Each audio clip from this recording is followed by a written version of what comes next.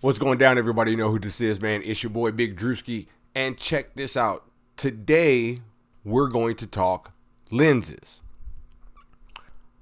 Last night, I'm at an event filming, and a guest approached me and asked, how did I get the quality in my video to be so good on my camera? He said, it looks like it's almost 4K. How did you do that? And I said, well, what are you shooting with? And he told me the camera. He said he had a Nikon something with a kit lens. Similar to the kit lens that I have in my hand right here. This one's from Canon that goes with my Canon camera. It's an 18 to 55 millimeter f3.5 to 5.6.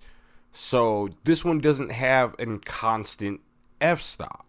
The first thing I did when I got my cameras was buy lenses. That's the first thing. My dad, my mentor, told me it's not about the camera body that you buy. It's about the lenses that you invest afterwards. And from then on, I've been on a lens hunt. I have a Sony and I have a Canon camera.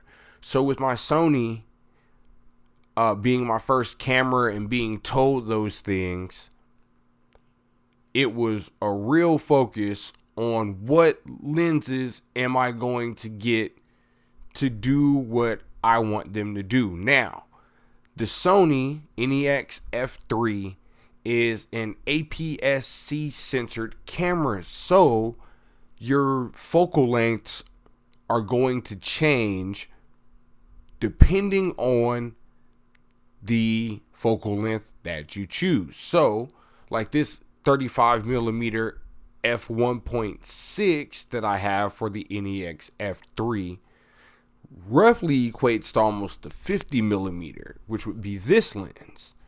But this 50 millimeter lens on that frame equates to about 85 millimeters. So I had to be really conscious of that. And then I went and got the Canon EOS Rebel T7. Entry level camera, shoots 1080p. In video modes, you can shoot in 24 and 30 frames per second at 1080, 60 frames per second at 720, and then you do have other modes you can shoot in as well. So I keep mine at 1080, 24 frames per second. I don't shoot anything else. I do shoot on I don't know if I'm going to pronounce this right. I'm going to slaughter it. The Yongyo 35 millimeter f2 lens. And I am in love with that lens. It actually produces a lot of the content that you see on this channel, a lot of the content that I've done for my clientele.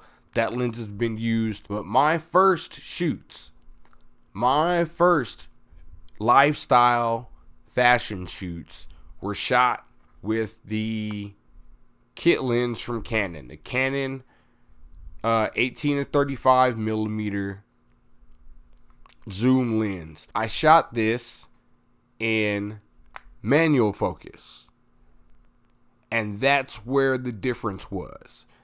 Shooting in manual with this lens will actually produce you some great shots. Don't sleep on your kit lens, kids.